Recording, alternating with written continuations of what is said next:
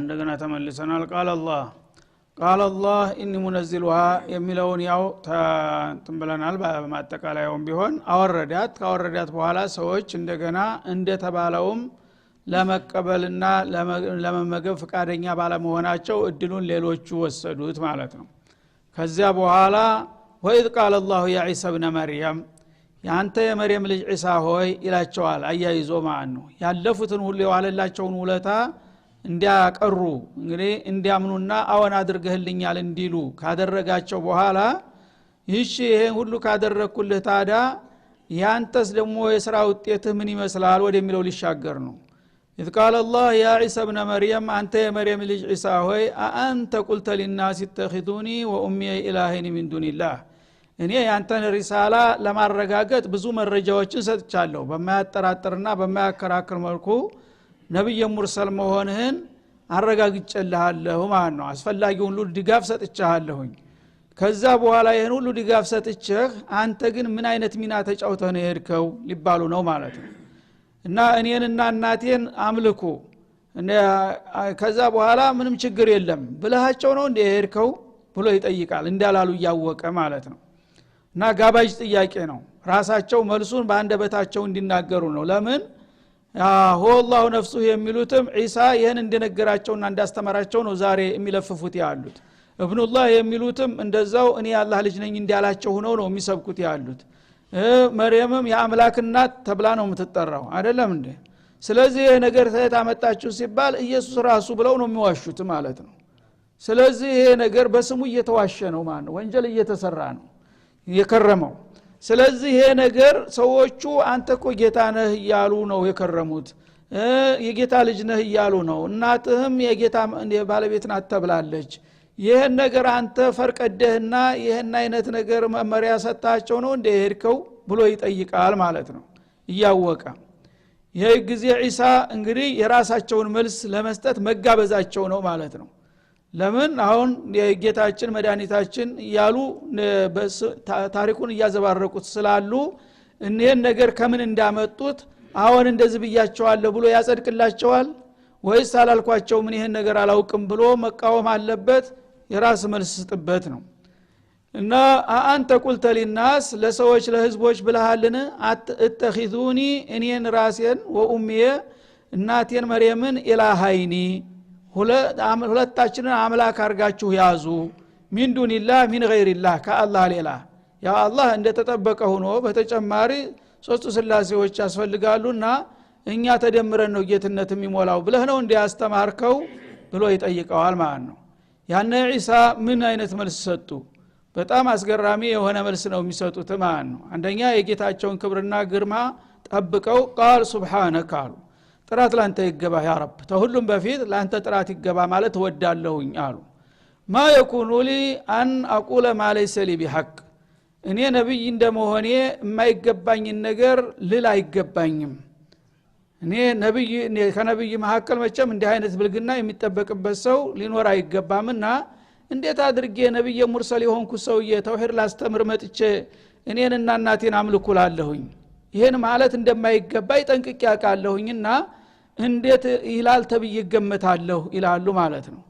ኢን ኩንቱ ቁልቱሁ ይሄን ነገር ደግሞ ብየው ከሆነ ፈቀድ ዓሊምተሁ አንተ ተማንን በፊት አውቀዋል ምን ትጠይቀኛለህ? አንተ ራስ መስክር ብለሃል በለኛ። እንግዲህ ንጹህ ሰው ማንንም አይፈራም ማለት ነው። ታንተ የበለጠ መስካሪ ታዛቢ የለም። ብለሃል ወይ ብለህ ከምትጠይቀኝ ብለሃል በለና አንተ ራስ መስክር ወከፋ ቢላሂ ሸሂዳ ይላሉ ማለት ነው። አንተ ታውቃለህ ተዕለሙ ማፊ ነፍሲ በእኔ በአንደበቴ የተናገርኩትን ወይም በተግባር የሰራሁትን ሳይሆን በልቤ ትርታ ውስጥ ያለውን ታውቃለህ አይደለም እንዳሉ። በልቤ እንኳን ይሄ አይነት ስሜት ካለ መስክርብኝ ማለታቸው ነው። ማፊ ነፍሲ ወላ አዕለሙ ማፊ ነፍሲክ፣ በአንተ ውስጥ ያለውን ግን እኔ አላውቅም ፍጡር ነኝና አንተ በእኔ ውስጥ ያለውን ምስጢር በሙሉ ታውቃለህ።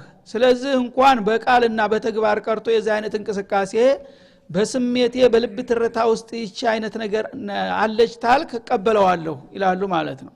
ኢነከ አንተ አላሙል ገዩብ፣ አንተ ከሐዋሳት የራቁና የተደበቁ ምስጢሮችን ሁሉ አብጠርጥረህ የምታጌታ ነህና የኔም ጉዳይ ከዛ የተለየ ስላልሆነ አንተ ራስህ አውቃለሁ እንዲህ እንዳልክ ወይም እንዲህ እንደተመኘህ ብትለኝ በቂ ነው ምንም ችግር የለም አሉት ማለት ነው። እና መጀመሪያ ራሱ ሱብሃነክ የሚለው ቃል በጥቅሉ በቂ ነው። ጥራት ይገባህ አሉ። ጥራት ይገባህ ማለት ምንድነው? እኔ ይሄን ነገር ተናግሬ ወይም አስቤ ከሆነ አንተ ራስህ ጥራት ይገባህ እላለሁ ታዚያ ደርሰሃለሁ ማለታቸው ነው። ለምን እንደ አይነት ባለጌ ነብይ መላክ አንተ ተሳስተሃል ማለት ነው ራስህ። ይሄማ ከሆነ እኔን ሳይሆን የማያስወነጅለው አንተን ራሱ የሚያስጠይቅ ነገር ነው። እንዴት ካንተ ነብዮች መካከል አላህን ተውትና እኔና እናቴን ተገዙ የሚል ባለጌ ይኖራል? ይሄን አይነት ሰው ልከህ ከሆነ አንተ ራስህ ኮሙራጃ ያስፈልግሃል ማለታቸው ነው። ሱብሃንአላህ።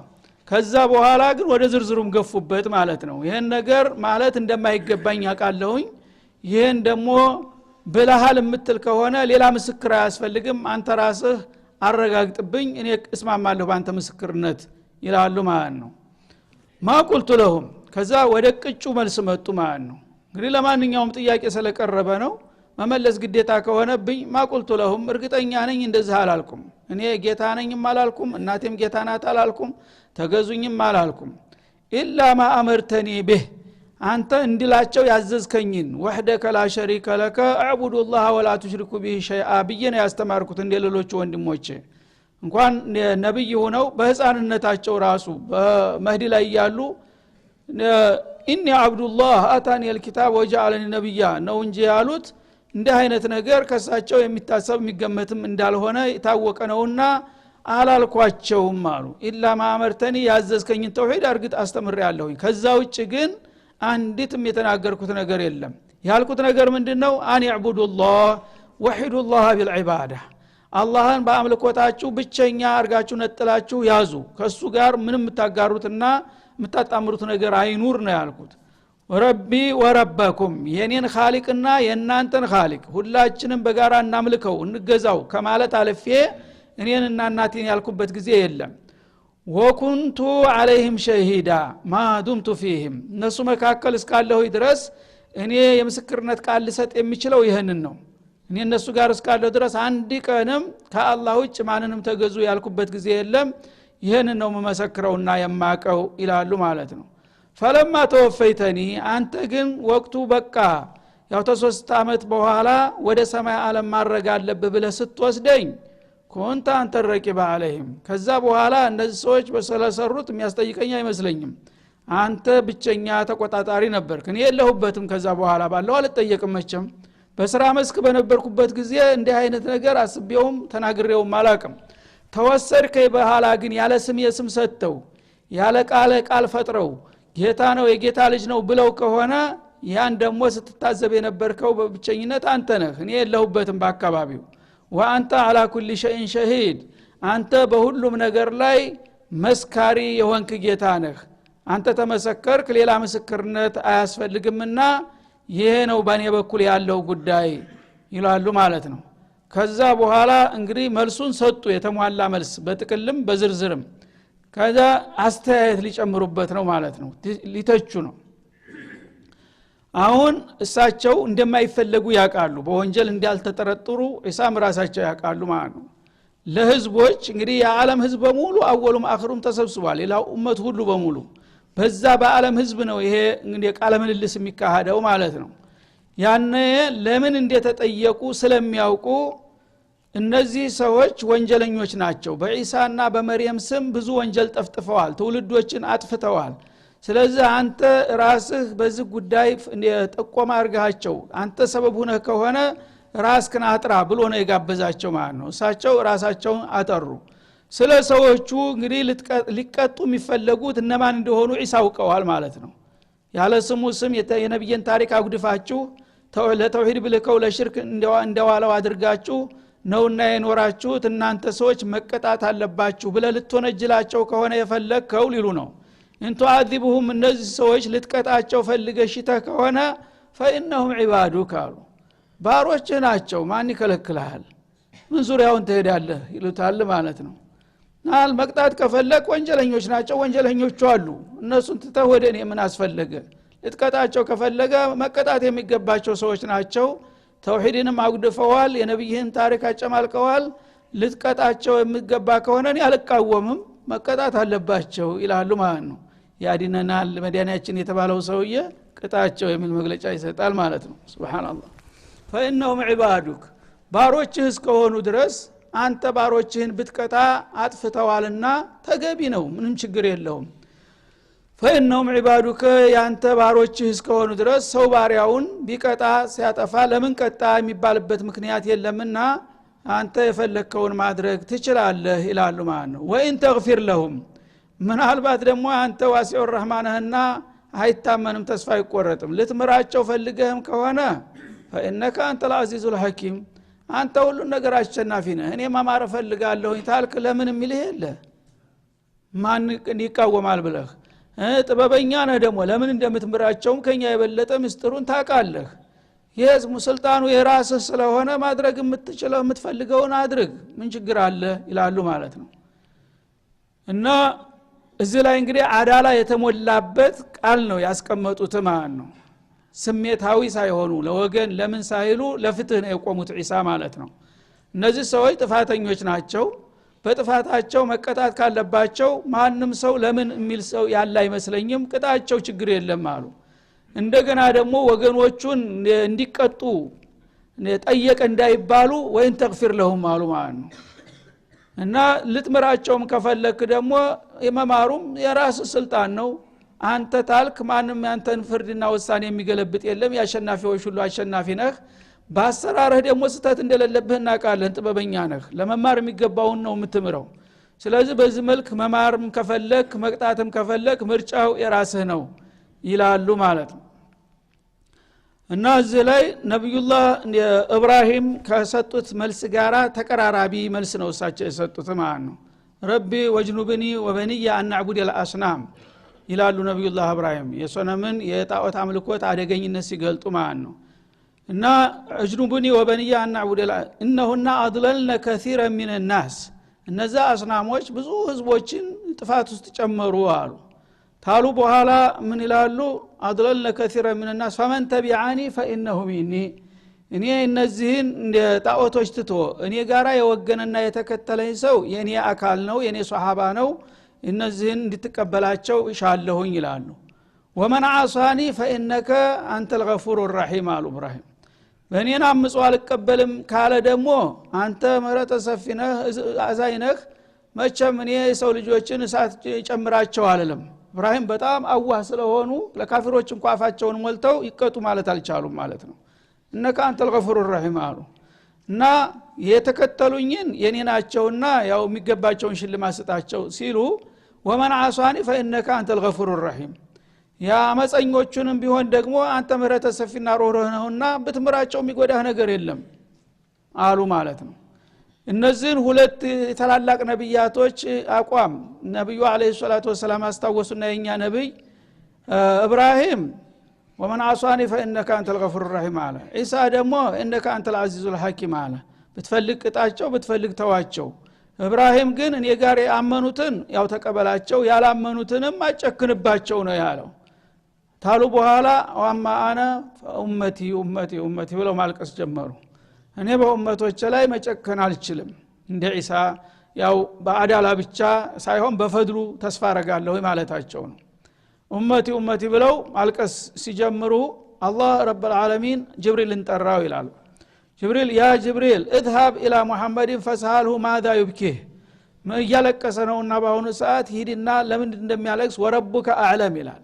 እኔ ለምን እንደሚያለቅስ አውቃለሁ ለማንኛውም ከራሱ አንደበት መረጃ ተቀበለህና ቶሎ ለምን እንዳለቀሰ ሂድና ጠይቀው ብሎ ጅብሪል መጣ በሚመጣ ጊዜ ያለቀሱ አገኛቸው ማዩብኪከ ያ ረሱላህ አላቸው ለምንድነው የምታለቅሰው ሲሏቸው እነዚህን አያቶች ጠቀሱ አባቴ ኢብራሂም ያው በጣም ሩህሩህ ከመሆኑ የተነሳ የተከተሉኝን ተቀበላቸው ያመጹኝንም አጨክንባቸው ሲል ኢሳ ደግሞ ልትቀጣቸው ከፈለክ ስልጣኑ የራስህ ነው ልትምራቸውም ከፈለክ ተገቢ ነው አለ እኔ ግን ኡመቲ እንደው በኡመቶች ላይ ጨክኜ ስለ ቅጣት ማንሳት አልፈልግም ሁሉንም ቢመርልኝ ነው የምፈልገው ብሎ ሄዶ ይሄን መልስ ነገረማን በሚነግር ጊዜ اذهب وقل له اني سأرضيك في امتك ولا اسوءك አይዞህ በኡመቶች የሚያስደስትህን ነው የምሰራው አንተን የሚያስቀይም ነገር አላደርግም በለው ብሎ መልስ ሰላከላቸው ማለት ነው።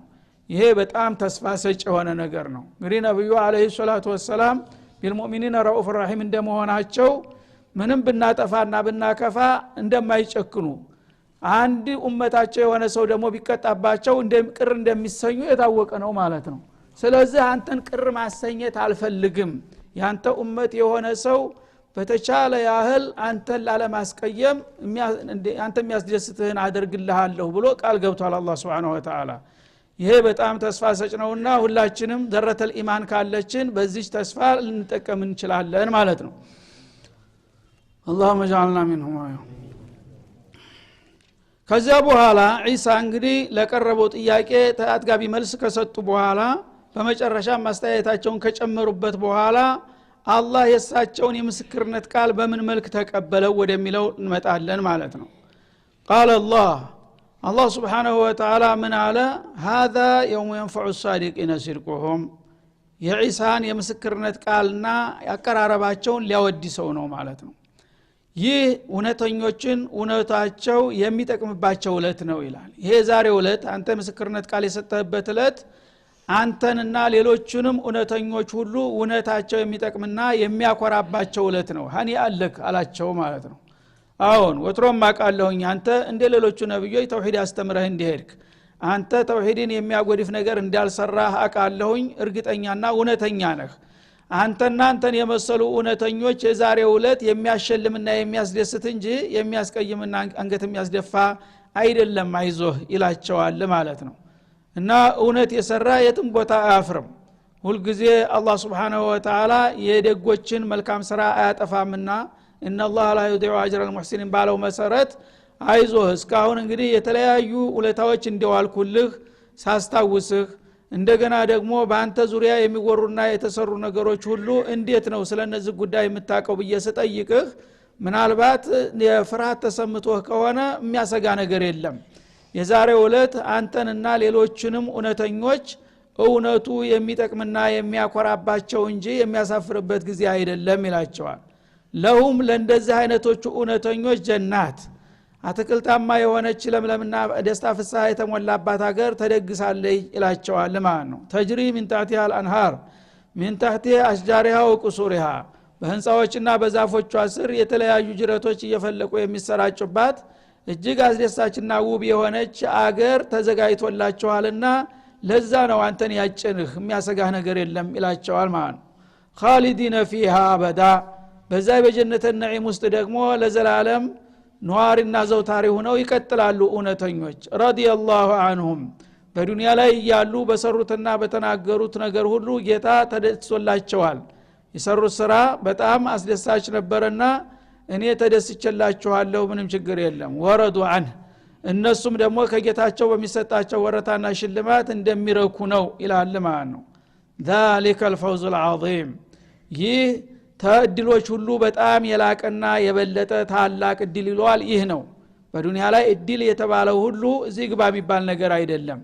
ግን በዱንያ ባጭር እድሜው አንድ ሰው የጌታውን አማና ጠብቆና አስጠብቆ እውነትን ሰርቶና ተናግሮ ምንንም ሳይፈራ በሐቅ ላይ ቆሞ ፍትህን አስፍኖ የመጣ ሰው የመጨረሻ አስደሳች የሆነ እድል ማለት ይህ እድል ነው።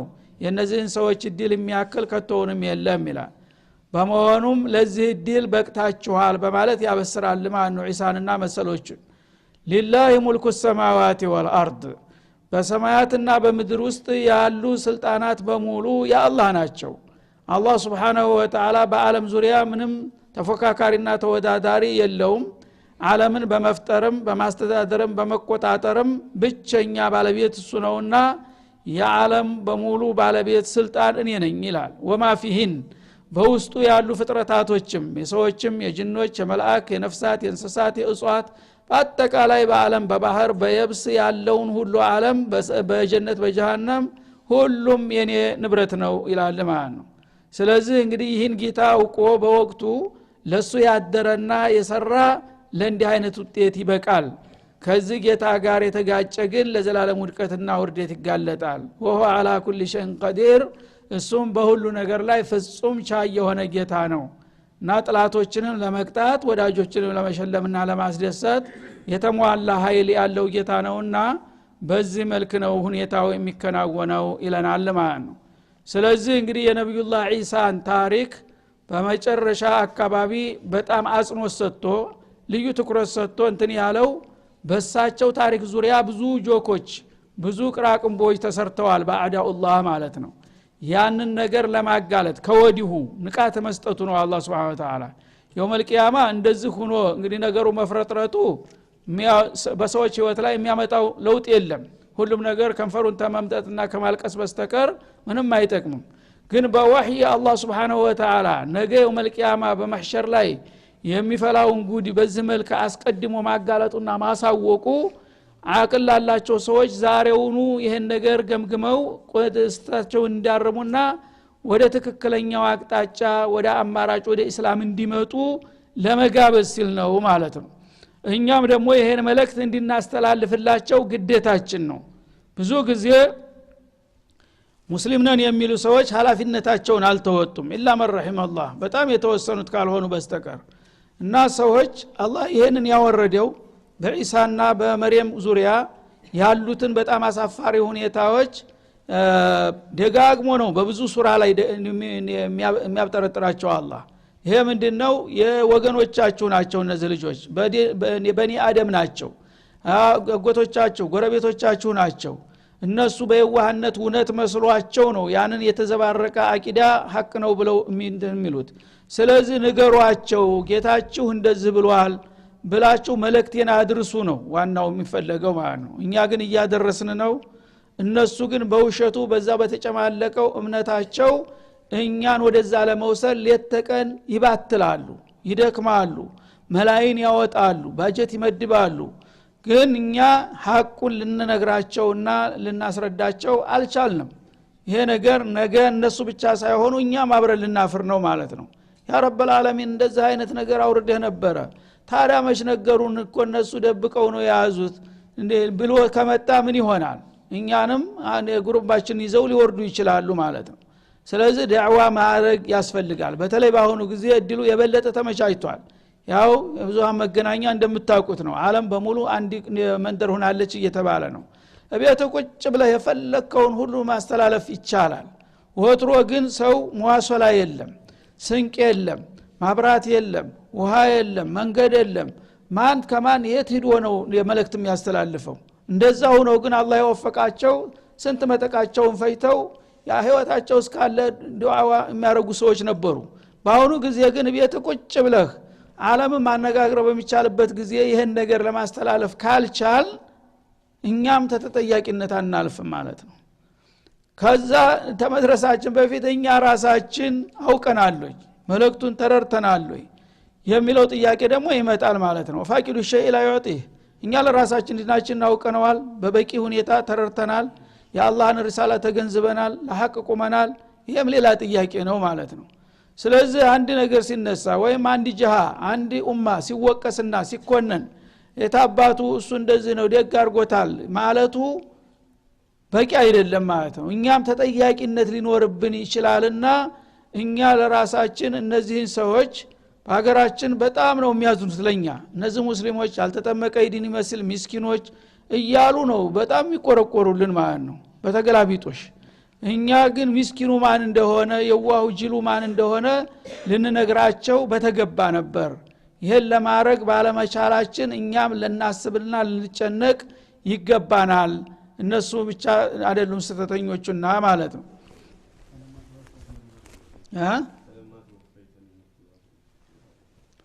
ተወፋ የሚለው ቃል ብዙ የተለያየ ትርጉም አለው። ተወፈይተኒ ማለት ስትረከበኝ ማለት ነው። ተወፈይቱ ደኒ ይባላል። ለምሳሌ ስትረከበኝ ማለት ምድር ላይ ያው እንዲሰራ ለተወሰነ ጊዜ እድል ሰተኸኝ ስንቀሳቀስ ነበር። ኋላ ግን ይሁዶቹ ለማግደል ሲያደቡኝ ጅብሪል ልከ አስወሰድከኝ እና ወደ ሳርግ ማለታቸው ነው። ተወፊ ማለት ብዙ ጊዜ የምናቀውኛ ሞት የሚለው ብቻ ነው። ሞት ብቻ አይደለም። ተወፊ ማለት አንድ ነገር መውሰድ ወይም መረከብ ተወፊ ይባላልና ስትወስደኝ ከነሱ ነጥለ ስትወስደኝ ማለታቸው ነው። ኡመት የሚለው ነብዩ አለይሂ ሰላቱ ወሰለም ከተላኩ በኋላ ያሉ በመድር ላይ የሚገኙ ህዝቦች እነሱን ሁሉ ያካትታል ወይ ሳማኞቹን ብቻ ነው የሚለው? ጥሩ ጥያቄ ነው። ኡመት ሲባል ኡመተ መሐመድ ሁለት አይነት መልክ አለው።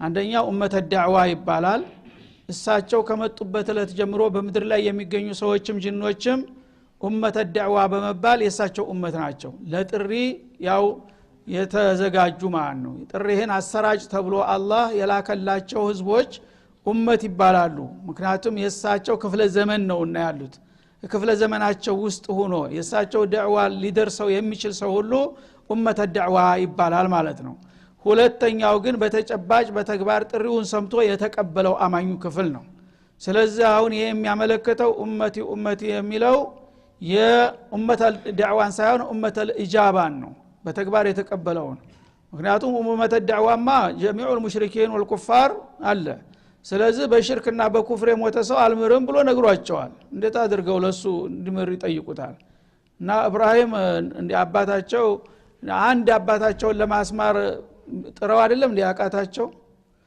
እሳቸው ሳጎታቸውን አቡ ጣሊብን ለማስማር ስንት ጥረው አይደለም እንዲያቃታቸው እንኳን መላይን ህዝቦችን በኩፍር ላይ ያሉ ማሩ ሊሉ እና ኡመቲ የሚለው ኡመተል ኢጃባ ነው ኡመተል ኢጃባ ራሱ ስሙ ኡመተል ኢጃባ ሆኖ ሲያበቃ ብዙ ለቅጣት የተጋለጠ ነው ያ ሁሉ የተለያየ ድክመትና ጉድለት ቢኖርበትም ተውሂድን እስከተቀበለ ድረስ እንዲያው ሸፋፍነህ ሁሉንም ይቅር ብትለው ፈልጋለሁ ማለታቸው እንጂ ካፊሩን በኩፍር ላይ ሙሽሪኩን በሽርኩ ላይ የሚለውማ ህገወጥ ጥያቄ ነው የሚሆነው ማለት ነው አዎ ኡመት የሚለው ቃል ላይ ነው አሁን ያለ ነው አንዴ በላልቅ ኡመት የሚለው ቃል ነው እንትን ያለ ነው ኢሳ فانهم عبادك ነው عبادكማ ኺላፍ የለም ካፊሩም ሙሽሪኩም ሁሉም ዒባድ የሚለው ውስጥ ይገባል እዚህ ላይ ግን ኡመቲ ያሉ ኡመቴ ሁሉንም ኡመቴን አድንልኝ ማለታቸው ካፊሩን ጭምር እንዳይጨምር ነው የተጠየቀው የኢሳ ዒባዱከ ስላሉ በዑቡድያው ሁሉንም ያው